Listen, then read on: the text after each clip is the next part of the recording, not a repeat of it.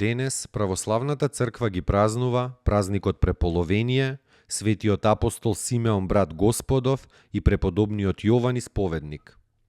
Преполовение. Еден од Господовите празници е празникот Преполовение на Педесетница, кој се празнува во црквата на средината од периодот од празникот Воскресение Христово до празникот Педесетница, во средата пред неделата на Самарјанката, односно петтата недела од Великден. Може би е непознат во народот, но се работи за голем Господов празник, бидејќи се однесува на Христос, владиката. Оваа поделба и поставување на празникот Преполовение во 12 празници тргнува од гледиштето дека овој празник ни ја дава можноста да го видиме Христовото дело од неговото крштение во реката Јордан до неговото преображение и до неговото страдање. Знаеме добро дека светите евангелија го опишуваат тоа што го кажал Христос, што направил и што претрпе за спасението на човековиот род. Токму овој празник ни ја дава можноста да ја видиме таа страна, што кажал и што направил, која е доволно суштинска. Со други зборови, не се покриваат сите христолошки собитија од Христовото крштение до неговото преображение.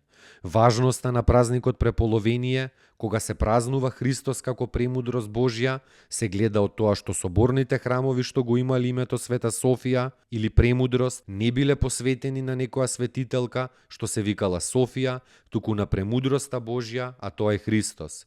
Нивната храмова слава била според разни испитувања на празникот Преполовение.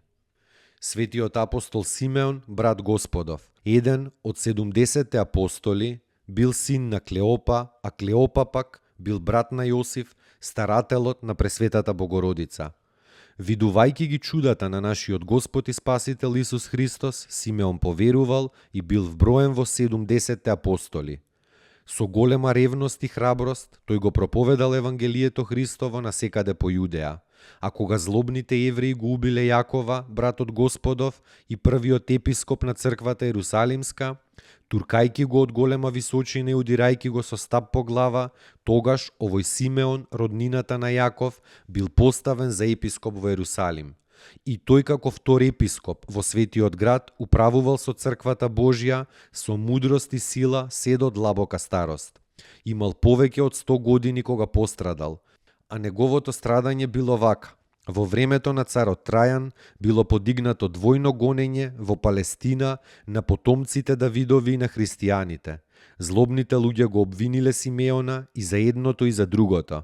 Свети Симеон претрпел големи маки и најпосле бил распнат на крст како и неговиот Господ, на кого верно му служел на земјата. Преподобен Јован Исповедник бил игумен на манастирот на чистите или на катарите. Овој манастир бил построен близу до Никеја во времето на царувањето на Јустин во 6 век. Поради почитувањето на иконите и одбраната на иконопочитувањето, Јован пострадал многу од царот Лав и од Теофил.